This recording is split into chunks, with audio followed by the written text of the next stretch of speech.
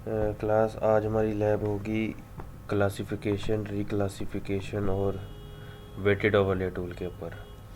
Basically GIS के अंदर हम मल्टी क्राइटेरिया एनालिसिस को भी परफॉर्म कर सकते हैं। मल्टी क्राइटेरिया से मतलब है कि हमारे पास डिफरेंट इनपुट लेयर हो, डिफरेंट इंडिकेटर मैप यूनिट्स हो या डिफरेंट डाटा हो, उन सब में से हमारे पास जो सबका कलेक्टिव एनालिसिस किया जाए और मोस्ट सूटेबल जोन्स को हाईलाइट किया जाए। एक एग्जांपल आपको मैं छोटी सी देता हूँ कि हमारे पास हमने एक एनालिसिस करना है कि हमने माइनिंग की एक्सप्लोरेशन करनी है। एक माइन है, कोई मिनरल है, उसको हमने एक्सप्लोर करना है। तो उससे रिलेटेड हमारे पास हम डाटा को एक्वायर करेंगे। डाटा सैटेलाइट से भी एक्वायर किया जाता है, डाटा को फील्ड सर्वे के थ्रू मैप करके जीआईएस में डिजिटाइज भी किया जाता है।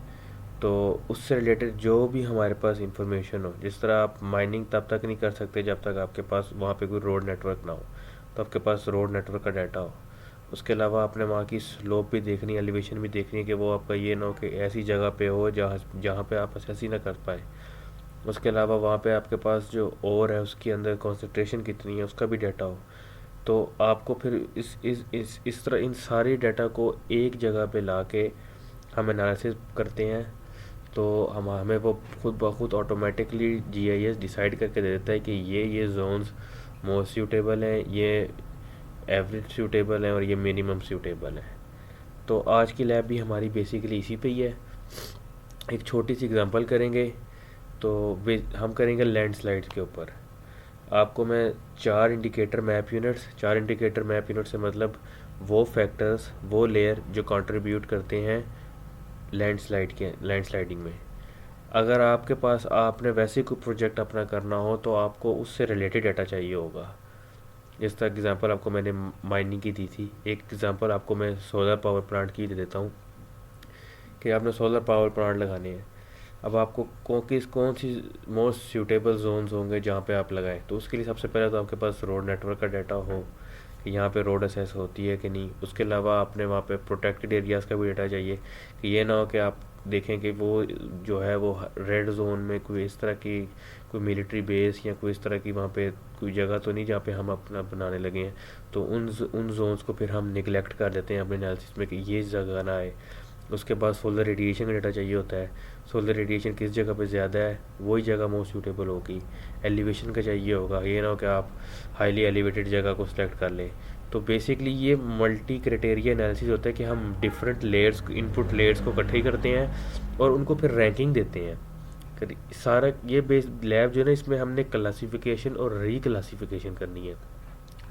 थोड़ी सी ना ये लैब जो है आपको शायद स्टार्ट में अंडरस्टैंड करने में थोड़ी डिफ़िकल्ट होगी, लेकिन जैसे ही हम इसको आगे प्रोग्रेस करेंगे आपको खुद आइडिया हो जाएगा कि बेसिकली हमने किया क्या है। तो चलें लैब को स्टार्ट करते हैं और थोड़ा सा आप कोशिश करें इसको अर्ली अंडरस्टैंड करने की, नहीं तो ये आपको जब हम इसकी रिक्लासिफिकेशन वाली स्टेज पे पहुंचेंगे तो आपको खुद आइडिया हो जाएगा कि हमने बेसिकली जो पीछे किया है वो सारा क्या था। इसके लिए आपको देखें डाटा को प्रोसेस भी करना होता है। जब भी आपको एक डाटा एक दिया जाता है, वो डाटा जो होता है वो हमेशा रॉ फॉर्म में होता है। आपने उसको अपने हिसाब से मॉडिफाई करना होता है। जिस तरह अगर वो आपकी स्टडी एरिया का डाटा ना हो, क्या पता आपको पूरे एक रीजनल लेवल का हो, पूरे कॉन्टिनेंटल लेवल का डाटा हो, तो उसमें से आप अपनी सिटी का, अपने कंट्री का डाटा को अलग कर लेते हैं। आप उसमें से यहाँ आपको डाटा सिंपल दिया जाता है, आपने उसके गिर्द कुछ जोन्स डिफाइन करने हो तो आप उसके गिर्द बफर्स वगैरह ड्रॉ कर लेते हैं। तो ये डाटा को थोड़ा सा प्रोसेस करना होता है और डाटा को जब हम प्रोसेस कर लेते हैं तो उस लास्ट स्टेज पे जाके हम उसका रास्टर डाटा एक्वायर करते हैं, मतलब रास्टर फॉर्म में उसको हम लेकर आते हैं।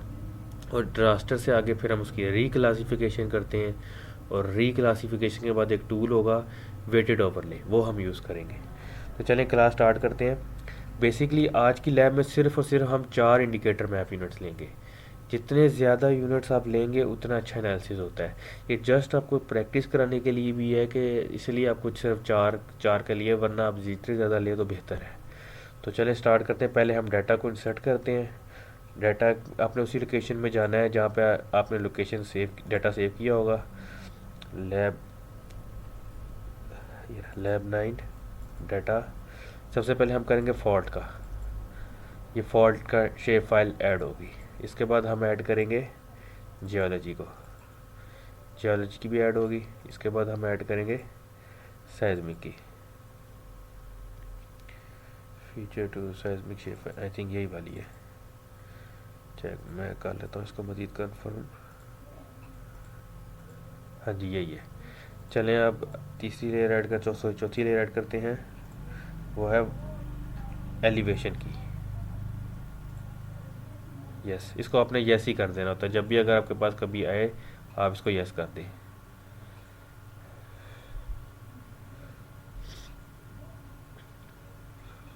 एलिवेशन।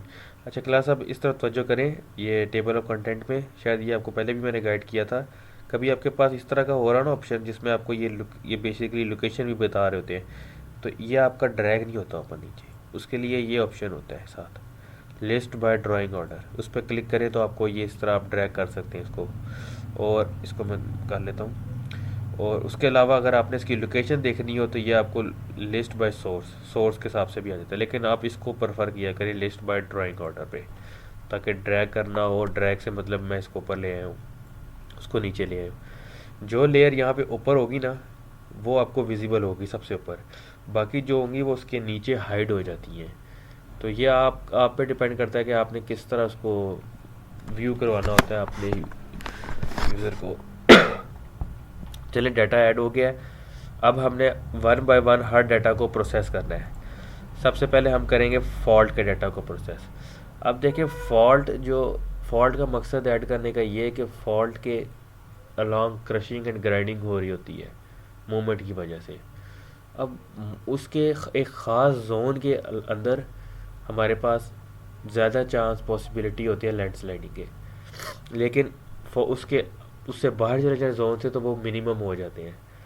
तो इसलिए हमें ना फॉल्ट के अलॉन्ग ना एक आई थिंक 2 किलोमीटर या 3 किलोमीटर के करीब ना एक बफर जोन बनाना पड़ेगा, जो हमें हाईलाइट करेगा कि ये जो एरिया ये हमारा जो है वो ज़्यादा डेंजरस है लैंडस्लाइडिंग के लिए। आपको थोड़ा सा मैं एक और यहाँ पे ऐड कर दूँ डाटा, ये वाटरशेड पॉलीगॉन बेसिकली हमारा स्टडी एरिया, ये आपको मैंने जियोलॉजी के लिए दिया था, अभी से रिलेटेड मैंने आपको बाकी डाटा भी प्रोवाइड कर दिया है।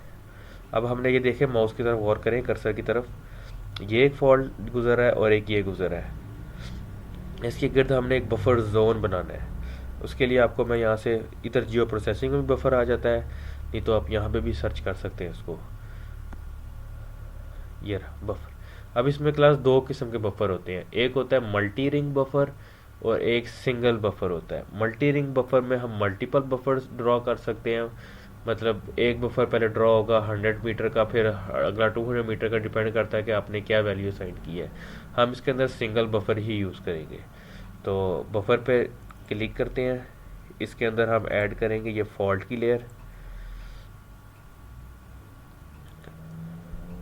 अब जब थोड़ा इसको पहले एक दफ़ा प्रोसेस हो रहने दें, फिर इसको बाद में हम करेंगे। फिर अगेन क्लास बता रहा हूँ, जब इस स्टेज पे अगर आपका कभी इस तरह सॉफ्टवेयर हैंग हो जाए, कभी भी इसके साथ प्ले ना किया करें, क्योंकि ये आपका पूरा जो सॉफ्टवेयर है ये करप्ट होकर बंद हो जाता है, तो आपका जितना भी काम आपने किया होगा वो वेस्ट हो जाता है। 5 मिनट लगते हैं, 10 मिनट लगते हैं, इसको छोड़ दिया करें। चले फॉल्ट ऐड हो गया। अब ये कह रहा है आउटपुट फीचर क्लास, मतलब जहाँ पे इसको सेव करना है हमने। मैं इसके लिए ये बना लेता हूँ यहाँ पे डेस्कटॉप लैब 9, यहाँ में ये फोल्डर का ऑप्शन होता है, यहाँ मैं इसका नाम देता हूँ प्रोसेस्ड डाटा, मतलब जो डाटा मैंने प्रोसेस्ड कर दिया उसके नाम से एक फ़ोल्डर बना दिया। इसके अंदर मैं नाम रख देता हूँ फॉल्ट के अंदर जाके मैं एक बना देता हूँ बफर। देखिए इस तरह ज़्यादा बेहतर होता है कि आप फोल्डर के अंदर फोल्डर बना के उसमें डाटा सेव करते रहें, आपका काम नीट और आपको कन्फ्यूजन नहीं होती बाद में। नेम देते हुए वही प्रोटोकॉल का ख्याल रखना है कि नॉट ग्रेटर देन 12 अल्फ़ाबेट्स और स्पेस ना हो। सेव। चलें ये आउटपुट तो साइन हो गया। अब हमने बफर कितने मीटर का बनाना है, कितने किलोमीटर का ड्रॉ करना है, वो यहाँ पे हमने लिखना है। ये सारा जो होता है ना, ये एक्सपर्ट ओपिनियन पर डिपेंड करता है। जिसने लैंडस्लाइड की स्टडी फील्ड में की होगी उसको आइडिया होगा कि फॉल्ट से कितनी दूर हम जाएँ तो उसका इफ़ेक्ट होता है, और इफ़ेक्ट होगा तो डायरी बात है उस जगह पे लैंडस्लाइडिंग के चांस ज़्यादा होते हैं। तो ये एक्सपर्ट ओपिनियन जो फील्ड में होती है वो हम जीआईएस में इम्प्लीमेंट करते हैं। ये जस्ट चले आपको एक प्रैक्टिस कराने के लिए मैं 5 ले लेता हूँ। 5, अब वो पूछ अगर यूनिट कौन सा 5 के है तो यहाँ से हम 5 किलोमीटर सेलेक्ट कर लेते हैं। उसके बाद ये नीचे आए तो आपने यहाँ से सिलेक्ट कर लेना डिज़ोल्व ऑल। डिज़ोल्व का मकसद ये है ना कि वो एक ही फ्लो में आपको वो एक जोन मिलेगा, नहीं तो उसमें गैप आ जाता है। वो गैप नहीं आएगा, एक ही फ्लो में चलेगा सारा। तो इसको ओके कर देते हैं। अब बफर ड्रॉने लगा इसके।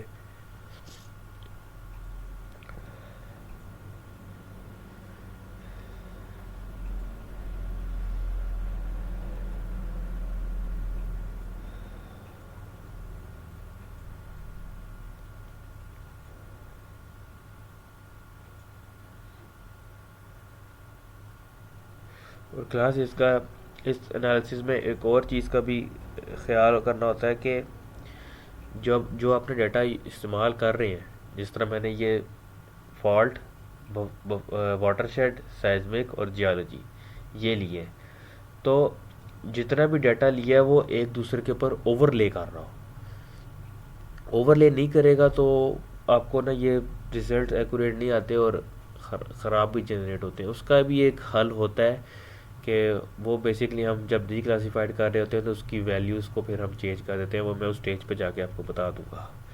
तो ये देखें, ये इसको पहले मैं फॉल्ट वाली लेयर को अनचेक कर देता हूँ। अब ये हमारे पास बफर आ गए।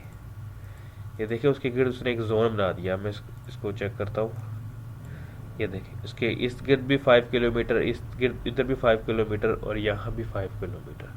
ठीक है, अब तो चलें, ये अब एक पहला स्टेप तो हो गया कि हमने इसके फॉल्ट बना बफर ड्रॉ कर लिए। अब जो नेक्स्ट इसमें हमने स्टेप करना है वो है कि हमने इन दोनों का यूनियन लेना है। यूनियन किस किस का? ये जो पीछे वाटरशेड की शेप फाइल है और ये जो बफर वाली शेप फाइल है, जो बफर हमने ड्रॉ की है। फॉल्ट को अब ज़रूरत नहीं है, हम इसको नीचे ले आते हैं। बफर और साथ वाटरशेड, इन दोनों का यूनियन ले लेंगे। यूनियन क्यों लेंगे ये मैं जब आपको बाद में बताऊंगा, जब इसके रिजल्ट डिस्प्ले हो जाएंगे। यूनियन, इसको यूनियन एनालिसिस में आपने जाना है। यूनियन एनालिसिस सेलेक्ट किया इसको।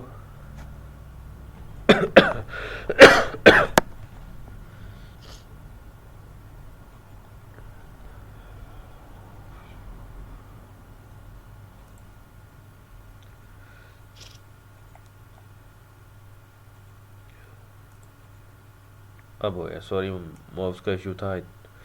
चलें, यूनियन में हम जस्ट ऐड करते हैं सबसे पहले बफर और सेकंड ये वाटरशेड। आउटपुट यहाँ से हम इसको साइड करेंगे तो बैक चले जाते हैं। उसी फॉल्ट के अंदर ये हमने एक यूनियन का फोल्डर बनाया और यहाँ पे हम दे देंगे इसको यूनियन के नाम से और सेव एंड ओके। अब ये यूनियन हो जाएगा। ठीक, देख यूनियन हो गया। अब इस बफर को भी हमें हमारे से काम नहीं, तो हम इसको नीचे ले आते हैं। वाटरशेड को भी नीचे ले आते हैं। अब देखें क्लास, एक चीज़ का आपने नोटिस करना है कि ये काफ़ी एरिया जो है ना, ये इधर गौर करें, ये ना हमारे वाटरशेड से बाहर आ रहा है। ये हिस्सा भी वाटरशेड से बाहर आ रहा है, ये हिस्सा भी वाटरशेड से बाहर आ रहा है। आपको मैंने एक बात बोली थी कि हमारा डाटा ओवरले कर रहा हो। मतलब अब ये देखिए, ये जियोलॉजी का डाटा है हमारे पास, ये एलिवेशन का डाटा है। ये ऊपर डाल के दिखाता हूँ आपको मैं। ये देखिए, अब ये और ये ओवरले नहीं कर रहे, तो इसका ये हल है कि ये हमें इस जोन की ज़रूरत भी नहीं है। हमारा सारा का सारा एनालिसिस इस बाउंड्री के अंदर है। तो ये एरिया, ये एरिया, ये एरिया और ये एरिया की ज़रूरत ही नहीं। तो हम इसको क्लिप कर लेंगे। क्लिप क्यों कर रहे हैं? क्योंकि ये हमारे पास नीचे वेक्टर डाटा है। तो वेक्टर डाटा को हम मतलब अलग करने के जो टूल यूज़ करते हैं वो होता है क्लिप का। अगर रास्टर डाटा होता है तो फिर हम यूज़ करते हैं एक्सट्रैक्ट बाय मास्क। तो अभी मैं जाता हूँ इसके क्लिप करने के लिए, क्लिप टूल को सिलेक्ट करता हूँ, CLIP क्लिप एनालिसिस। सबसे पहले मैं डालूँगा ये यूनियन, उसके बाद यहाँ से शेप डालेंगे वाटरशेड, यहाँ से आउटपुट पार देंगे। तो इसको मैं दे देता हूँ क्लिप यूनियन, दोनों के नाम से। तो इसको हम डाटा को दे देते हैं फॉल्ट CLP क्लिप। नाम देखिए बड़े बड़े आपने सोच के रखना है, नहीं तो आप बाद में कंफ्यूज ना हो कि आपने नेम कौन सा रखा था। इसको हम ओके कर देते हैं। अब इस यूनियन वाले की भी ज़रूरत नहीं। अब देखें ये हमारे पास आ गया है, ये जोन्स आ गए हमारे पास। को कितने जोन बने हैं, 1 2 3 4 और ये 5। दोबारा आपको दिखाता हूँ जूम करके। एक ये जोन 1 2 3 4 और 5।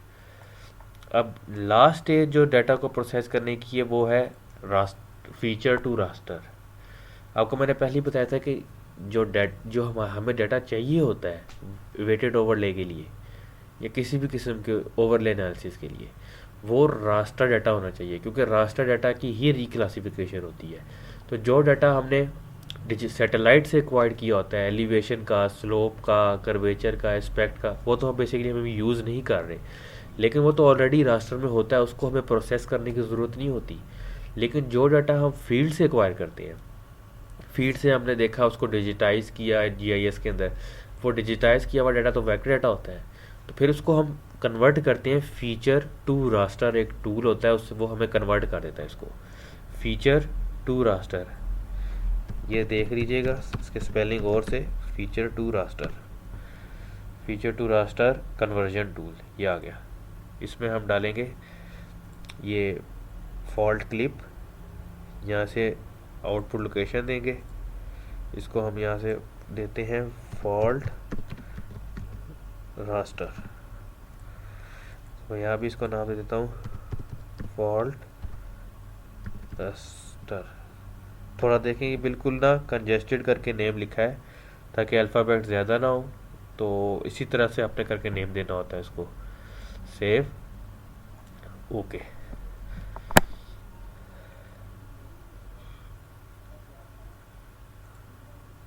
अब ये देखिए क्लास हमारे पास ना उसने जो बेसिकली ना 2 जोन्स में डिवाइड कर दिया है। एक ये ग्रीन जिसको -1 उसने वैल्यू दी है, और एक ये ब्लू जिसको उसने 0 वैल्यू दी है। अब देखें हमें ये हमारे पास डाटा जो आ गया ना, जब हम इसको आगे रैंकिंग देंगे ना, रैंकिंग रास्टर जब हम रिक्लासीफाई करते हैं उसमें ये होता है कि हम ना इसके पिक्सेल्स को वेटेज देते हैं। पिक्सल को आपने ये थ्योरी में पढ़ा होगा कि रास्टर डाटा जो होता है वो पिक्सेल्स की से बना होता है। पिक्सल जो साइज़ है वो उसका रेजोल्यूशन होता है। तो बेसिकली उस पिक्सल का एक अपना डिजिटल नंबर भी होता है जो जिसके ऊपर ये सारा एनालिसिस बेस करता है। अब वो उस डिजिटल नंबर के अंदर उसको पता, सॉफ्टवेयर को पता होगा कि अगर ये नंबर है, इस पॉइंट की ये एलिवेशन है, इस पॉइंट की ये एलिवेशन है, या इस पॉइंट पे ये इंडिकेट करता है, इस पॉइंट पे ये इंडिकेट करता है, तो वो जब हम रिक्लासीफाई करते हैं तो वो उस बेसिस पे उसकी क्लासेस बना देता है। अब ये हमारे 2 जोन्स बन गए हैं। अगर हमने यूनियन ना लिया होता ना तो ये जोन्स ना इस तरह बनते, तो यूनियन इस वजह से हमने लिया था इसका। तो चले हमारा एक डाटा जो है ना वो प्रोसेस हो गया है। अब ये काफ़ी ज़्यादा यहाँ पे ना डाटा इकट्ठा हो गया है, तो इसको ना खुद ही रिमूव कर देते हैं। हमारा जो काम होगा ना वो इस फॉल्ट से होगा। तो मैं यूनियन वाली को लेयर को भी रिमूव कर रहा हूँ। उसके बाद ये फॉल्ट को रहने देते हैं, फॉल्ट क्लिप को रिमूव कर देते हैं, बफर को भी रिमूव कर देते हैं। तो आई थिंक यही अब हमारे पास ठीक है। तो चलिए फॉल्ट का डाटा जो है ना वो हमारे पास रेडी है। अब इसके ऊपर हमने रिक्लासिफिकेशन करेंगे, लेकिन वो बाद में करेंगे, पहले हम दूसरे डाटा को प्रोसेस कर लें। अब नेक्स्ट हम देखते हैं एलिवेशन पे। एक चीज़ आपने गौर करनी है, एलिवेशन डाटा ऑलरेडी रास्टर में है, इसके ऊपर कोई प्रोसेस करने की ज़रूरत नहीं है। ये डायरेक्ट हमारे पास क्लासीफाई या रिक्लासिफिकेशन में जाएगा हमारे पास। तो ये हम इसको यहाँ पे छोड़ देते हैं। थोड़ा सा आपको आइडिया मैं फिर भी दे देता हूँ बेसिकली क्लासिफिकेशन और रिक्लासिफिकेशन का इस स्टेज पे जाके। ये देख रहे हैं लो वैल्यू 1157 और हाई वैल्यू 7990। बेसिकली ये इंडिकेट कर रहा है एलिवेशन को इन मीटर्स। मतलब इसके अंदर जो ये आप देख रहे हैं जो डार्क कलर है ये ब्लैक, ये है 1157 के एलिवेशन पे, और जो ये वाइट है ये इंडिकेट कर रहा है कि ये हाईली एलिवेटेड है। अब अपने गौर करें, ये रिवर का बिल्कुल एंड पॉइंट है। ये रिवर है, तो रिवर हमेशा लो लाइन एरिया पे ही होगा ना, क्योंकि वहाँ माउंट सारा पानी नीचे आएगा वहाँ से, और ये इर्द गिर्द उसके माउंटेन्स हैं। तो देखें ये हाईली एलिवेटेड शो हो रहे हैं, और ये ब्लैक कलर में हमें शो कर रहा है कि ये लो लो एलिवेशन पे है। अब इसकी ना हम अगर क्लासीफाइड करते हैं इसको, उसके लिए होता है, ये क्लासिफिकेशन की अभी ज़रूरत नहीं है, जस्ट आपको समझाने के लिए कि अगर आप इसकी क्लासेस बना के इसको देखना चाहते हैं। हम प्रॉपर्टीज़ में जाएंगे, और ये हमारे पास होता है क्लासिफाइड, सिंबोलॉजी के अंदर क्लासिफाइड, सिंबोलॉजी क्लासिफाइड, इसको आपने यस कर देना है। ये सम टाइम आपका नहीं भी शो हो रहा होगा, अगर इनकेस हो रहा है तो आप यस कर दें। अब ये देखें यहाँ पे ना ये क्लासेस का ऑप्शन दे रहा है, आपने इसको 4 क्लासेस में करना है, आपने इसको 8 क्लासेस में करना है, जितनी मर्जी क्लासेस बनाना चाहे। 5 क्लासेस का मतलब ये कि देखें उसने एक क्लास बना दिया है 1154 से 3014 मीटर तक। इसी तरह उसने आगे भी 3014 मतलब यहाँ से शुरू की और एक आगे क्लास बना दी है। तो इस तरह करके उसने 5 क्लासेस में ना इसको इक्वल इंटरवल में डिवाइड कर दिया है। आप चाहें तो इसकी मैनुअल क्लासेस भी बना सकते हैं, उसके लिए क्लासीफाई का अंदर ऑप्शन है, इस पे जाएं तो ये आपके पास क्लासेस आ रही हैं, आप यहाँ पे ख़ुद भी कर सकते हैं। अब पहली जो मिनिमम वैल्यू है वो हमारे पास 1154 है, और मैक्सिमम है 8084। मैं इसको दे देता हूँ 2000, इसको मैं दे देता हूँ 3000, इसको मैं देता हूँ 4000, और इसको 5000, और जो लास्ट वैल्यू है वो ऑटोमेटिकली मीन्स 5000 टू 8028 मीटर जो भी है, ओके कर देते हैं। और ये कलर रैंप होता है, अभी तो ब्लैक एंड वाइट है ना, आपने कलर चेंज करना हो तो अपनी मर्ज़ी का आप कर सकते हैं। आप इस वाले डाटा को कट ले लें बेशक, और इसको ओके कर दें। अब ये देखें क्लास, यहाँ पे गौर करें, एलिवेशन की 5 क्लासेस बन गई हैं, 1 2 3 4, ये मैन्युअली जो मैंने खुद बनाई थी ये वो क्लासेस है।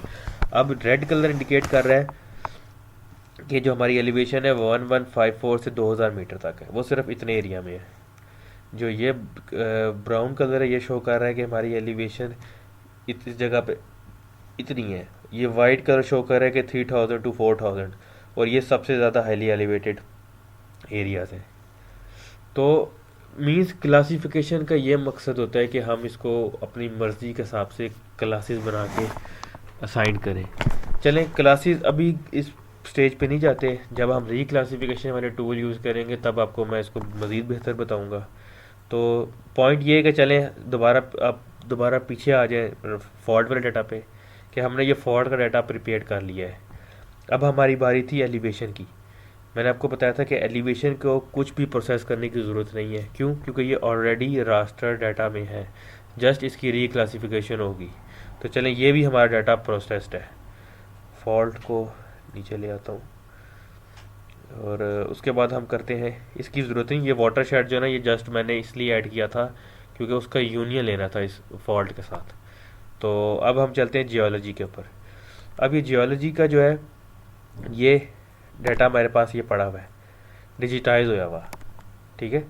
जो बेसिकली हमने उसके अंदर बफर तक हमने ड्रॉ किए थे, तो हमारा डाटा वहाँ भी तैयार हो गया था।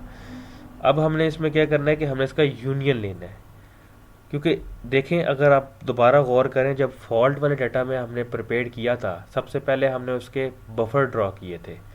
बफर ड्रॉ करते ही हमारा डाटा जो था वो प्रिपेयर्ड हो गया था। उसके बाद नेक्स्ट स्टेज थी, हमने उसका यूनियन लिया, और यूनियन जब लिया तो उसके गिर्द हमारे एक्स्ट्रा बाउंड्रीज जनरेट हो रही थी बफर की वजह से, वो हमने क्लिप कर ली थी। क्लिप करके फिर फीचर टू रास्टर में गए। अब इसमें हमें बफर की ज़रूरत नहीं है, हमारा डाटा ऑलरेडी वेक्टर में है, सीधा हम सिंपल इसका यूनियन लेंगे, यूनियन के बाद इसको फीचर टू रास्टर में करेंगे। चलें इसका पहले यूनियन ले देते हैं। यूनियन एनालिसिस, यहाँ पे हम डाल देंगे जियोलॉजी, इसको बैक में करते हैं, बैक, यहाँ पे इसको मैं कह देता हूँ जियोलॉजी। जियोलॉजी के अंदर हम इसको एक फ़ोल्डर बनाते हैं जिसका नाम देते हैं यूनियन। यूनियन के बाद इसके अंदर हम डालेंगे अंदर यूनियन जियो, सेव, ओके। अब ये यूनियन जियो हमारे पास हो गया। अब अगला स्टेप है हमारा, अब देखें इसके इसके इर्द गिर्द कोई एक्स्ट्रा बाउंड्री नहीं आई। ये ज़रूरी नहीं होता कि हम एक डाटा पे जो प्रोसेस अप्लाई किया वो दूसरे पे भी करें। मकसद है कि डाटा को प्रोसेस करना, वो किन किन उसमें कौन कौन से टूल्स यूज होंगे वो डिपेंड, वो आपने खुद उसको सिलेक्ट करना होता है और जज करना होता है। तो इसके एंड हमारा मकसद ये होता है कि एंड पे हमारे पास डाटा रास्टर फॉर्मेट में आए। चले यूनियन हो गया, यूनियन के बाद हम करेंगे इसको feature to raster. Feature to raster union geo output data, इसको हम कर देंगे रास्टर जियो जियो रास्टर, ठीक है, सेव, ओके। ये देखिएगा, एक मिनट, ये यूनियन वाली को भी मैं रिमूव कर देता हूँ, इसकी ज़रूरत नहीं है। इस फॉल्ट को भी अब रिमूव कर देते हैं, इसकी भी ज़रूरत नहीं है। अगर कभी हुई तो इसको दोबारा ऐड कर लेंगे। ये अपनी आसानी के लिए होता है कि कम से कम अपने डाटा यहाँ पर डिस्प्ले किया हो। ये जियोलॉजी एम को भी रिमूव कर देते, बल्कि अभी इसको रहने देते हैं जब तक आपको थोड़ा समझा लूँ।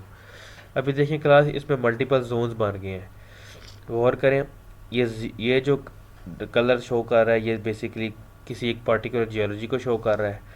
ये जो सॉरी ये पर्पल कलर है ये इधर इसको रिप्रेजेंट कर रहा है। अगर आपको कभी गलत अगर कन्फ्यूजन हो जाए कि दो कलर सेम है, कैसे हो सकता है कि जज किया जाए, इस तरह ये देखें और ये देखें ऑलमोस्ट सेम ही लग रहे हैं, यहाँ बड़ा मुश्किल हो जाती है सम टाइम। उसके लिए आप इस पर डबल क्लिक करें और यहाँ से उसका कलर चेंज कर दें, तो देखिए ये कलर चेंज हो गया है। तो आपको पता लग जाएगा कि ये जो बेसिकली एक रीजन है ये किसको रिप्रेजेंट कर रहा है, या ये क्लास किसको रिप्रेजेंट कर रही है। तो एक और भी आपने इस पर गौर किया होगा, देखे ये जो जगह है, ये आपने अगर जियोलॉजी मैप डिजिटाइज किया हो तो ये और आई थिंक ये बेसिकली ग्लेशियर्स थे। तो उसने ग्लेशियर्स की 3 अलग अलग रीजन्स बना दिए, लेकिन हमारे लिए इन तीनों की इम्पोर्टेंस सेम ही रहेगी। तो चले, जियोलॉजी का मैप भी हमने मतलब उसको प्रोसेस कर लिया। अब इसको मैं रिमूव कर देता हूँ, इसकी ज़रूरत नहीं है, ये अपनी इजी के लिए होता है। एलिवेशन भी ठीक है, फॉल्ट भी हमारे पास हो गया। लास्ट है डाटा हमारे पास साइज्मिक का, ये 2 जोन्स हैं हमारे पास साइज्मिक के। तो ये हमारे पास बेसिकली वेक्टर डाटा है हमारे पास। इसका भी सेम वही होगा जो जियोलॉजी के साथ था। इसका हम पहले ले लेंगे यूनियन। ये लैब बहुत इंपॉर्टेंट है, बहुत से आप में से जो जीआईएस में थीसिस भी करना चाहते हैं उसमें हो सकता है कि आप ये वाली टेक्निक यूज़ करें या इससे रिलेटेड को यूज़ करें। ज़रूरी नहीं कि आप यही मेथड पे जाएं। डिफरेंट मॉडल्स होते हैं जीआईएस के अंदर, वेटेड ओवरले एक मॉडल हो गया, फजी ओवरले हो गया, एएचपी हो गया, और भी बहुत होते हैं। मुझे तो इन 3 के बारे में आइडिया है, लेकिन इसके अलावा भी बहुत से मॉडल्स हैं। तो इसमें ऐड करते हैं साइज्मिक आउटपुट। यहाँ पे मैं बना देता हूँ साइज्मिक के नाम से। साइज्मिक के अंदर यहाँ पे यूनियन साइज्मिक, सेव, ओके। अब हम जाएंगे feature to raster. Feature to raster आ गया। अब वैसे फिर मैं आपको क्लास रिवाइज करवा देता हूँ। पिछली लैब्स में मैंने आपको बताया था कि मैं ये डायरेक्ट यूज़ करता हूँ टूल सर्च में। ये सारे के सारे जो ऑप्शंस होते हैं ना ये इधर होते हैं आर्क टूल बॉक्स में। आर्क टूल बॉक्स में लेकिन आपको रिमाइंड करना बड़ा मुश्किल हो जाता है कि किस ऑप्शन में कौन सा टूल है। तो ये सर्च बार की काफ़ी एक अच्छा टूल है, काफ़ी हेल्प करता है आपको। तो अगर आपने फिर भी इसकी लोकेशन फाइंड करनी हो टूल बॉक्स में किधर है, तो वो ये नीचे देखें, ये बिल्कुल tool box system tool box, ये बिल्कुल इसके नीचे, इस पर क्लिक करें तो आपको ये लोकेशन आ जाती है इधर कैटलॉग के अंदर। तो चलें फीचर टू रास्टर में जाते हैं। यहाँ पे इसको आई थिंक साइज्मिक था मेरे ख्याल से, मैं इसको यूनियन नाम देना चाहिए था मुझे। मैं इसको एक दफ़ा चेक कर लेता हूँ। हाँ जी यही है। देखें, रीनेम करना बहुत इंपॉर्टेंट होता है। नेम इसको आप एक्यूरेट दें। अब जिस तरह मुझसे गलती होगी तो मैं कंफ्यूज हो गया था इनमें से यूनियन वाला कौन सा है। तो नेम आपने बहुत ख्याल से देने हैं। अब हिंट्स देनी है, ज़्यादा बिगर और लॉन्गर नेम ना हो, अल्फ़ाबेट्स लिमिटेड हो, लेकिन आपको समझ आ जाए कि आपने जो डाटा बनाया वो बेसिकली किस प्रोसेस से होकर गुजरा है। फीचर टू रास्टर, यहाँ पे मैंने साइज़मिक को ऐड करता हूँ। आउटपुट लोकेशन, सॉरी यूनियन था, एक मिनट, सॉरी मैं ज़रा दोबारा एक दफ़ा चेक कर लेता हूँ डेट ठीक किया है कि नहीं किया। ठीक है, साइज़मिक के अंदर बनाता हूँ रास्टर साइज़मिक। सॉरी स्पेलिंग मिस्टेक्स हो गई, कोई इशू नहीं, आप इतना नाम दे दें इसको साइज़मिक RST, बस ठीक है, इससे नाम हो जाएगा। एक और क्लास में आपको वैसे बता दूँ, इसकी अभी ज़रूरत नहीं है, लेकिन अगर देखें जब हम, मैंने आपको टूल बताया फीचर टू रास्टर के अंदर जब हम करते हैं तो बेसिकली वो जब रास्टर में करेंगे तो एक पिक्सल साइज़ आएगा। अगर आपका बिल्कुल लो रेजोल्यूशन में आउटपुट रिजल्ट आ रहा है ना, तो उसके लिए आपको ये होता है कि आप उसका पिक्सल साइज चेंज भी कर सकते हैं। मतलब पिक्सल साइज चेंज नहीं करते वो हम फीचर टू रास्टर टूल जब इम्प्लीमेंट करेंगे ना, तो यहाँ पे एनवायरनमेंट का ऑप्शन है, इसमें एक होगा रास्टर एनालिसिस, यहाँ पे एक होता है सेल साइज़। आपने इसको नीचे सेलेक्ट कर लेना है यहाँ से एज स्पेसिफाइड बिलो, और यहाँ पे सिलेक्ट, अब यहाँ पे 1 लिखा हुआ है। अब यहाँ पे अगर आपका 1 से आप सेटिस्फाइड नहीं है तो आप 0.01001 करके पिक्सल साइज़ को और स्मॉल करके उसकी रेजोल्यूशन बढ़ा सकते हैं। अब पिक्सल साइज़ जितना कम होगा वो डाटा उतना हैवी हो जाएगा, उतना ज़्यादा मेमोरी कंज्यूम करेगा, लेकिन वो डाटा बड़ा आपका रिलायबल होगा। तो ये आप पे भी डिपेंड करता है, अगर आपका डाटा आप किससे सेटिस्फाइड है। नॉर्मली कभी भी इसको मैंने चेंज नहीं किया समटाइम, लेकिन मुझे ज़रूरत पड़ी है तो मैंने यहाँ से इसको वैल्यू चेंज भी की है, लेकिन फ़िलहाल हमें ज़रूरत नहीं। लेकिन जस्ट ये सिर्फ आपको गाइड करने के लिए कि जब फीचर टू रास्टर टूल में जाएँ तो आपके पास ये नीचे एक ऑप्शन होता है रास्टर एनालिसिस का। आपको ये अपनी लैब में इंक्लूड करने की ज़रूरत नहीं इस ऑप्शन को, ये जस्ट आपको समझाने के लिए, ठीक है। इसको कैंसिल कर देता हूँ। तो चलें, आपने इसको आउटपुट भी दे दी थी, इनपुट भी, ठीक है, ओके। अब ये मैं साइज़मिक को रिमूव कर देता हूँ यहाँ से। ये देखें 2 जोन्स बन गए। अब देखें जब ये जोन से मकसद क्या है, एक ये जोन है, एक ये जोन है। अब जब ये मैंने डिजिटाइज किया था तो मुझे पता है कि ये वाला जोन बेसिकली साइज़मिक में लो है इंटेंसिटी का है, मीडियम इंटेंसिटी का है, हाई का है, और या ये वाला जोन किस इंटेंसिटी का है। तो उस इंटेंसिटी के बेस पे हम इसको रैंकिंग असाइन करेंगे अब अगले स्टेप में। तो चलिए स्टार्ट करते हैं। अब हमारे पास ये 4 लेयर्स आ गई हैं। नेक्स्ट स्टेप है हमारा बहुत इंपॉर्टेंट, वो है रीक्लासिफिकेशन का। क्लास एक और चीज़ आपको गौर से देखें, ये देख रहे हैं ये साइड्स पे पिक्सल आपको ओवरले ठीक नहीं कर पा रहे, इससे भी सम टाइम ना एरर जनरेट होता है, लेकिन इतने एरर से ना इतना मसला नहीं बनता। लेकिन अगर आपका पिक्सल साइज़ बहुत ज़्यादा डिफरेंट कर रहा हो तो फिर एरर आते हैं। अब जब रिज़ल्ट आप मतलब एनालिसिस रन हो जाता है, मैप डिस्प्ले नहीं होता। उसकी वजह ये होती है कि GIS में अंदर ये थोड़ी सी कन्फ्यूजन पैदा हो जाती है, तो वो रिज़ल्ट आउटपुट बार जनरेट नहीं कर पाता। चलें अब रीक्लासिफिकेशन वाले टूल पे जाते हैं। अब हम करेंगे इन तीनों लेयर्स की रीक्लासिफिकेशन।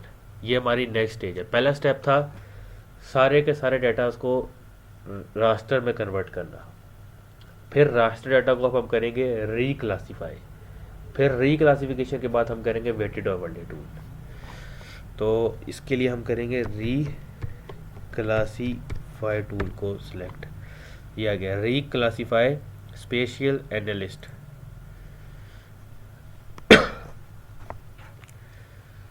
इसके अंदर हम यहाँ पे सबसे पहले कर लेते हैं फॉल्ट को। तो देखें ये ऑटोमेटिकली इसने यहाँ पे ना ओल्ड वैल्यूज़ दे दी हमें और न्यू वैल्यूज़ दे दी है। इसको मैं मिनिमाइज करके आपको थोड़ा सा दिखा दूँ। अब ये देखें, पहले तो मैं इसको, अब फॉल्ट, ये जो -1 है ये हमारे पास जो है, ये हमारे पास लीस्ट मतलब सूटेड एरिया है, लैंडस्लाइडिंग के लिए, क्योंकि ये फॉर बेसिकली हमारे जोन से बाहर जा रहा है। और ये जो ब्लू है या जो ज़ीरो है ये हमारे पास हाईली है। तो हम इसको ना एक रैंकिंग असाइन करेंगे। यहाँ पे रैंकिंग होगी इक्वल स्केल पे।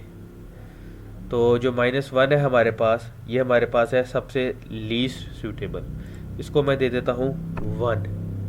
और जो ज़ीरो है हमारे पास, ये देख ले, गौर करें फिर से, ज़ीरो, ये ब्लू एरिया, ये हमारे पास है highly suited area for landsliding, इसको मैं दे देता हूँ 9।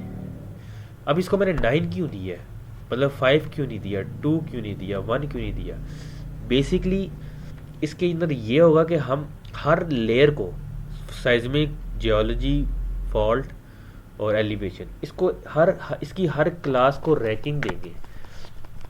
अब देखें इसके अंदर सिर्फ 2 क्लासेस हैं। पहली क्लास है -1 और दूसरी है 0। तो जो फॉल्ट वाला का एरिया है वो बहुत हाईली सूटेबल जोन होता है जहाँ पे लैंडस्लाइड्स होती हैं। तो इस बेसिस पे मैंने इसको 9 दे दी, क्योंकि मेरी जो बाकी लेयर्स होंगी वहाँ पे मैक्सिमम वैल्यू भी 9 ही होगी। अब अगर मैं इसको लेट सपोज कि मैं इसको 5 देता हूँ और मैं जियोलॉजी वाले लेयर के अंदर जाके कोई ऐसी क्लास है जिसको मैं 9 या 8 वैल्यू देता हूँ, तो जो सॉफ्टवेयर है वो ये सोचेगा, वो ये थिंक करेगा कि जो ये फॉल्ट के अंदर मैंने इसको 5 दी है ये ज़्यादा हाई, मतलब सूटेबल नहीं है, क्योंकि उसके लिए जो अब जो सबसे हाईएस्ट वैल्यू है, रैंकिंग है, वो 8 बन चुकी है। तो वो 8 के हिसाब से इसको फिर कर यही इसको फिर मतलब इतना मॉडरेट वैल्यू देगा कि जो 5 है कंपेयर टू 9 वो एक मॉडरेट वैल्यू है मिडल में। तो हमने फिर ये चीज़ का भी ख्याल रखना होता है कि बेसिकली रैंकिंग जो दें वो इक्वल स्केल पे दें, कि हमने एक वैल्यू, अगर हमने देख लिया कि हमारी जो मैक्सिमम क्लासेस हैं वो बन रही हैं 7 या 9 बन रही है, 10 बन रही है, तो हमने 1 से 10 के बीच में रैंकिंग को देनी होती है रिलेटिवली। तो अब ये अगर फॉल्ट के लॉन्ग अगर ज़्यादा सूटेबल एरिया नहीं होता, नॉर्मल होता, तो फिर हम इसको रैंकिंग कम देते। तो मैंने इसको 9 दे दी। यहाँ से आउटपुट फोल्डर में जाएंगे, यहाँ पे इसको मैं कर दूंगा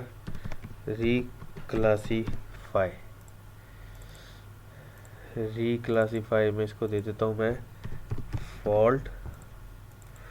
तो इसको फॉल्ट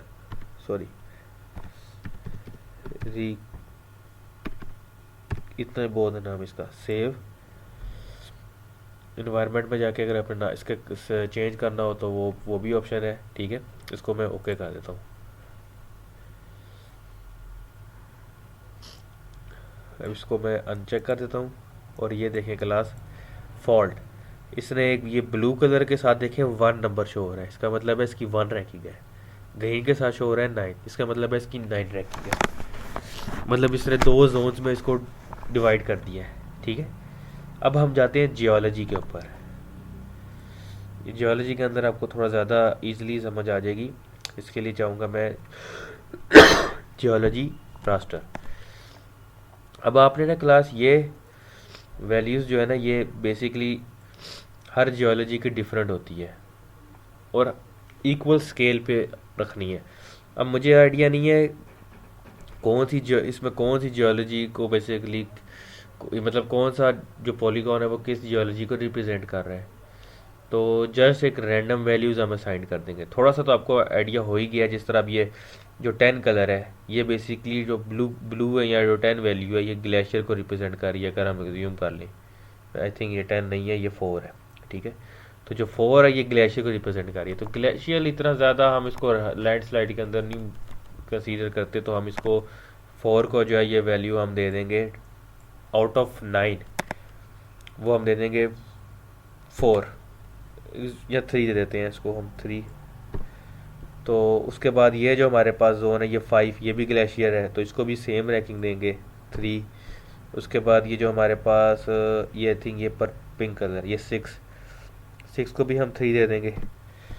अब ये जो हमारे पास ये नीचे ये ग्रीन कलर है 3 वाला, इसको कहते हैं ये बहुत ज़्यादा, जो ये जियोलॉजी है ये बहुत ज़्यादा लैंडस्लाइड के लिए प्रोन है, या फिर फ्रेजाइल मटेरियल है, लूज मटेरियल है, हाईली फ्रैक्चर्ड है, लैंडस्लाइडिंग के चांस बहुत ज़्यादा है, तो इसको मोस्ट लाइकली ज़्यादा हम वेटेज देंगे। जो हमारी हाईएस्ट वैल्यू क्या थी 9, तो मैं इसको 9 दूंगा। अब ये ग्रीन जो है ये 3 कलर है, 3 वैल्यू है सॉरी, तो 3 को मैं दे देता हूँ 9। फिर मैं कहता हूँ ये डार्क ग्रीन है, ये बहुत हाईली कॉम्पैक्टेड रॉक है, इधर कोई लैंडस्लाइड का चांस नहीं बहुत। अब लैंडस्लाइड तो हर जगह भी हो सकती है, लेकिन यहाँ बहुत लीस्ट चांस है ना होने के बराबर। मैं इसको 1 वैल्यू दे दूंगा, मैं इसको 2 वैल्यू दे दूंगा, डिपेंड ऑन योर एक्सपीरियंस। तो ये जो डार्क ग्रीन है इसकी वैल्यू है 7, तो 7 को मैंने दे दी 2 दे देते हैं।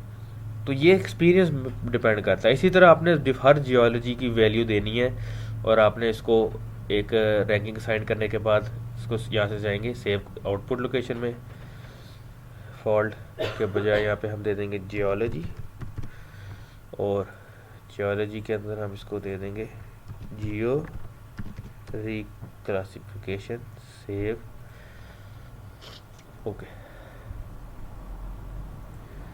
तो वो देखें क्लास उसने वैल्यूज़ आ गई हैं। ये वाली जो है सेम, मतलब जो ग्रीन है ये 1 है इसकी। ये बेसिकली अभी तो जस्ट आपको प्रैक्टिस के लिए ना, इसलिए बाय डिफ़ॉल्ट जो वैल्यू आई है तो वो हम कर रहे हैं। मैं आपको एक और भी दिखाता हूँ जो एक्चुअल वैल्यूज़ थी मेरे पास।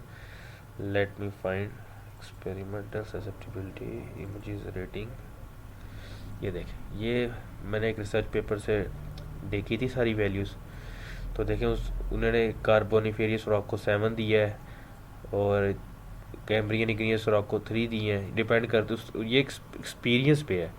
जीआईएस जो है ये खुद से कुछ नहीं हम डिसाइड कर सकते। जीआईएस का मकसद बनाने इन्वेंट करने का ये कि जो आप फील्ड में आपने एक्सपीरियंस लिया वो आप सॉफ्टवेयर पर डाल के काम जल्दी और एक्यूरेट कर सकें, ये जीआईएस का मकसद है। अब जब आप चीज़ आपको ग्राउंड रियलिटी नहीं पता, उसके बारे में आपको थियोरेटिकल नॉलेज नहीं पता, आप जीआईएस पे कैसे इंप्लीमेंट कर सकते हैं। अब किसी को ये तो नहीं पता था कि ये जियोलॉजी जो है ज़्यादा फ्रेजाइल, ज़्यादा सूटेबल है लैंडस्लाइड के लिए, ये नहीं है। ये फील्ड पे जाके उसने एक्सपीरियंस किया है, तो यहाँ पे हमने इम्प्लीमेंट किया है ना, तो फील्ड पे मैटर करता है। तो ये उसने इक्वल स्केल बेसिस पे ना वैल्यूज़ दी हैं, तो इस तरह होता है फिर सारा काम। तो चले जियो भी हो गया, फॉल्ट भी हो गया, अब हम साइज्मिक को दे देते हैं। साइज्मिक के लिए साइज्मिक का डाटा मैं आपको एक दफ़ा दिखा भी देता हूँ, मेरे पास था यहाँ पे डाटा। में जाता हूँ साइज्मिक, ये देख, ये इस मैप को ना डिजिटाइज करके बेसिकली हमारा जोन यहाँ पे आता है। तो ये 2 जोन है, एक ये वाला और ये ग्रीन वाला। तो इन 2 जोन के बेसिस पे ये हमारा लाई करता है। तो इन 2 जोन्स की क्लासीफाई और रैंकिंग भी होगी। तो यहाँ पे हम जाएंगे रिक्लासिफिकेशन में साइज्मिक। तो देखिए साइज्मिक के अंदर, एक मिनट में इसको मिनिमाइज करके आपको साइज्मिक के पहले एक शो करवा दूँ। साइज्मिक साइज्मिक ये 2 जोन्स हैं, एक 0 और एक 1। आई थिंक 0 वाला जो था वो जोन जो था वो लीस्ट सूटेबल, मतलब दोनों हाईली मतलब टेक्टोनिक एक्टिव एरियाज में आते हैं। लेकिन जो ये 0 वाला है ये थोड़ा कम था, और जो ग्रीन वाला था वो ज़्यादा था, जो साइज्मिक जोन्स है पाकिस्तान के। तो जब हम इसकी रिक्लासिफिकेशन करेंगे तो 0 वाले को हम कम वैल्यू दे देंगे, इसको मैं देता हूँ 5, और इसको मैं दे देता हूँ 9। ज़रूरी नहीं कि आपने इसको 9 ही दे। अगर मैं इसको लेट सपोज मैं देता हूँ 7, अब ये 7 क्या मतलब है? इसका ये मतलब है कि इस जो मैंने जियोलॉजी के अंदर एक जियोलॉजी को 9 वैल्यू दी थी, वो जियोलॉजी की वैल्यू इस क्लास से ज़्यादा है। मतलब उस जियोलॉजी के को इम्पोर्टेंस लैंडस्लाइड में ज़्यादा मिली है compare to this zone in seismic city. अब अगर मैं एक और आपको मैंने देखा, पहले मैं बफर के अंदर मैंने 9 वैल्यू दी थी, उसका भी यही मकसद है। मतलब ये हमें बताता है कि वो जोन ज़्यादा सूटेबल है इस जोन से। तो ये ज़रूरी नहीं कि आपने एक डाटा के अंदर मिनिमम 1 दिए और मैक्सिमम 9 दिए, तो अगले के अंदर भी आपने 1 और 9 के अंदर ही, क्या पता वो जो डाटा है वो उसका कंट्रीब्यूशन इतनी हो ही ना उस चीज़ के अंदर। तो उसके अंदर जो लेयर, लेकिन फिर भी थोड़ी बहुत कंट्रीब्यूशन तो होगी, तो उस थोड़ी बहुत कंट्रीब्यूशन को फिर हमने उसको रैंकिंग कम ही देते हैं। तो इस तरह होता है ये अंदर। तो मैं इसको चले 5 देता हूँ, इसको 7 दे देता हूँ। यहाँ से आउटपुट लोकेशन दे कर देंगे, इसको नाम नाम दे देंगे साइज्मिक, जो भी अब स्पेलिंग आ गई साइज्मिक।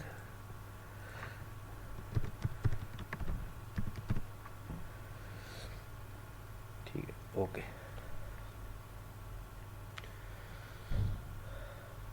ये देख, ये 5 और 7, तो हमारे पास साइज्मिक का डाटा भी आ गया।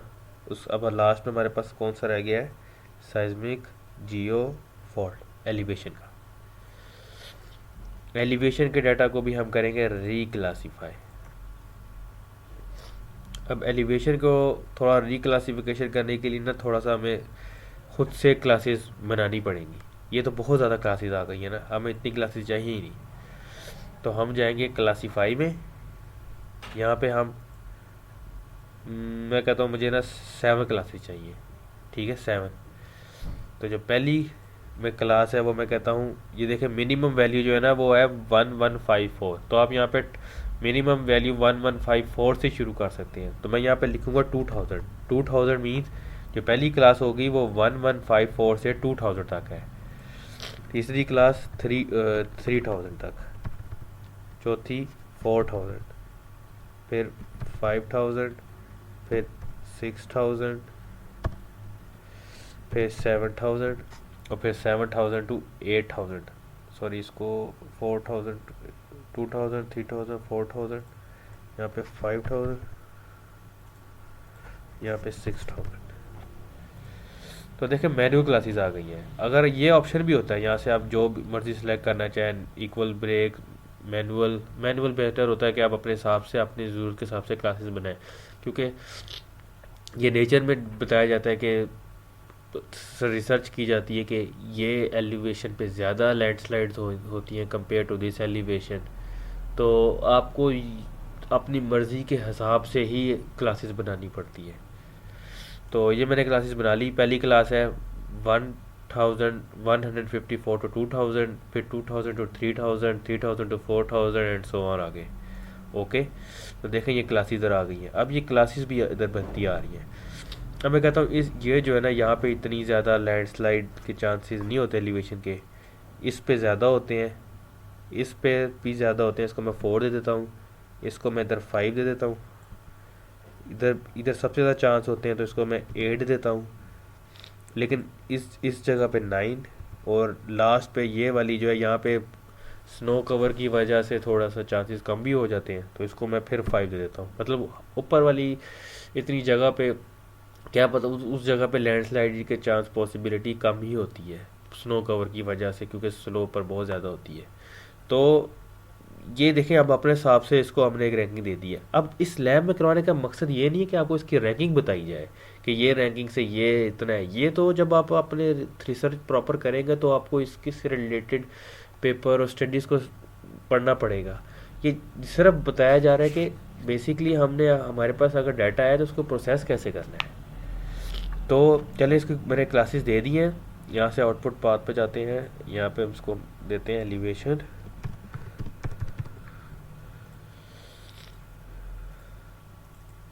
नेम देते हैं एलिटिका। देखिए इसका नाम मैंने बिल्कुल हिंट के तौर पे रखा है ताकि लॉन्गर ना हो इतना। Save, okay. ये एलिवेशन लेयर को यहाँ से अनचेक कर देते हैं। देखिए टाइम ले रहा है क्योंकि ये बेसिकली थोड़ा सा पिक्सल या स्पेस ज़्यादा है और ज़्यादा रेजोल्यूशन का डाटा था इसलिए। अभी देखिए उसने क्लासेस बना दी है कि और उसके हिसाब से रैंकिंग साइन कर दी है। अब लास्ट स्टेप है हमारा क्लास, वो है वेटेड ओवरले।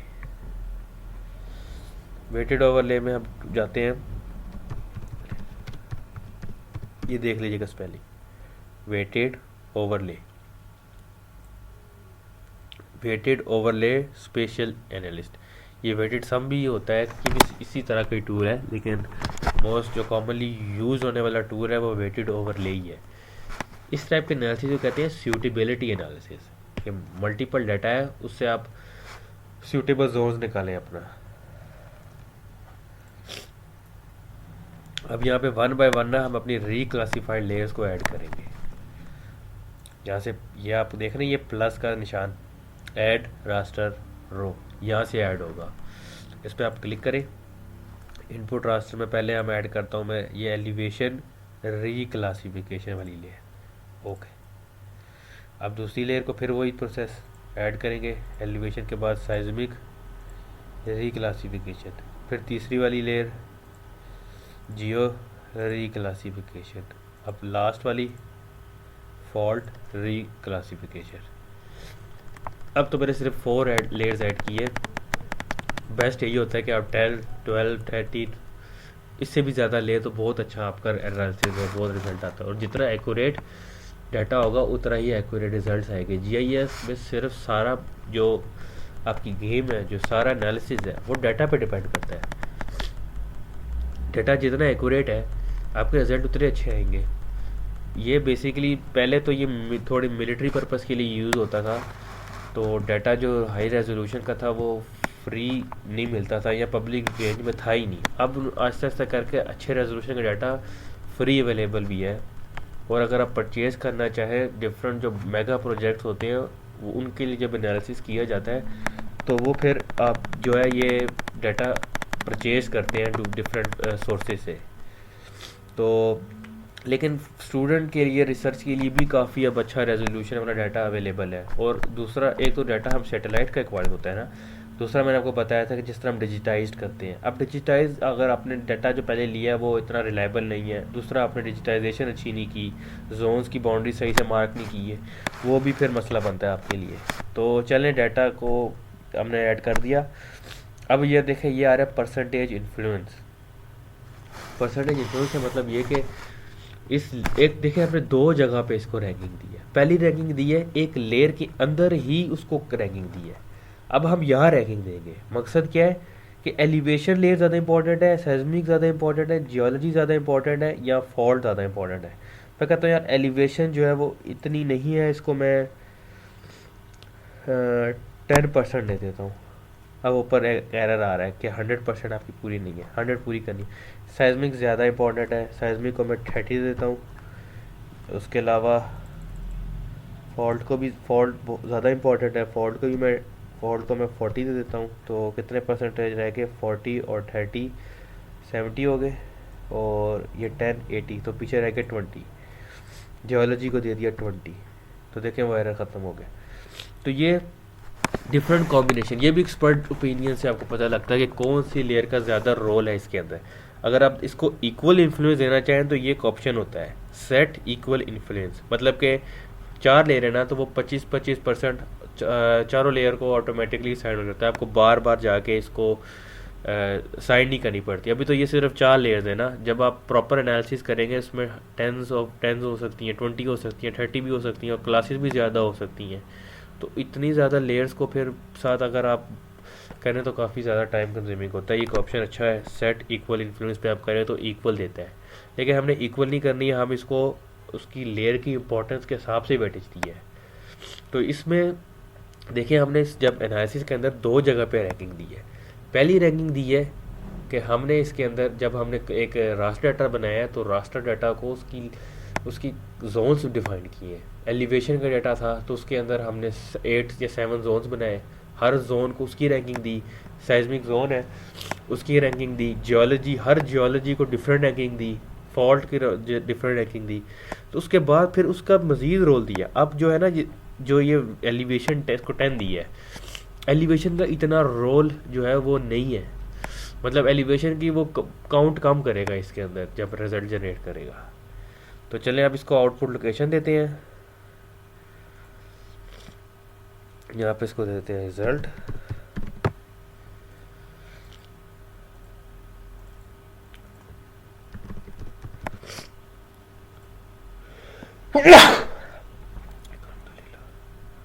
और आपने ओके कर देना है।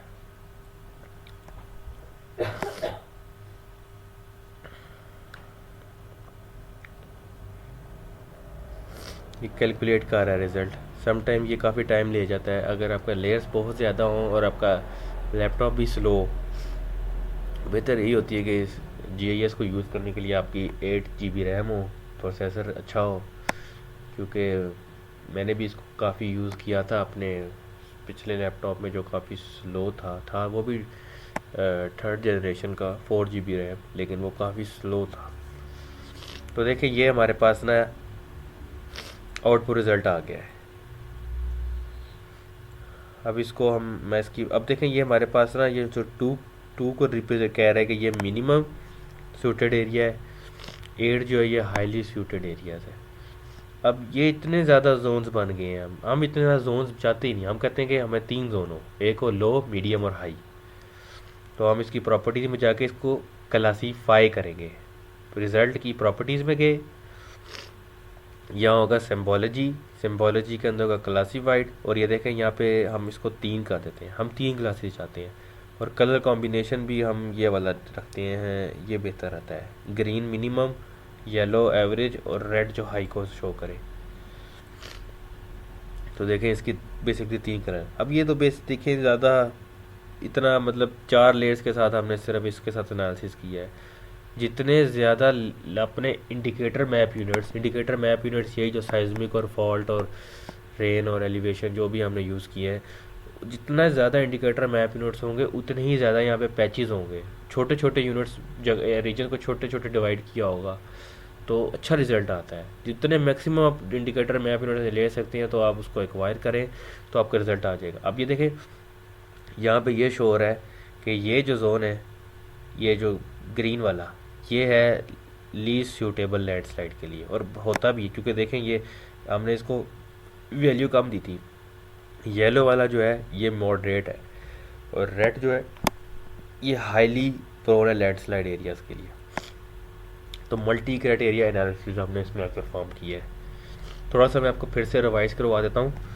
बेसिकली हमने सबसे पहले क्लास लैब में क्या किया है कि हमने 4 इंडिकेटर मैप यूनिट्स लिए हैं, जिसमें था फॉल्ट, साइज्मिक, एलिवेशन और जियोलॉजी।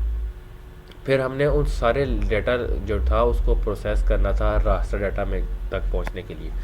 सबसे पहले हमने फॉल्ट को किया। फॉल्ट जो था वो एक लाइन शेप फाइल थी।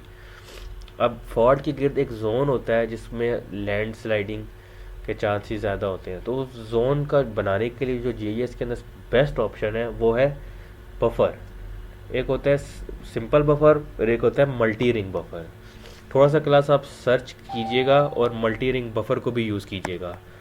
तो मल्टी रिंग बफर बना के आपने इसको हम आगे प्रोसेस में गए हैं।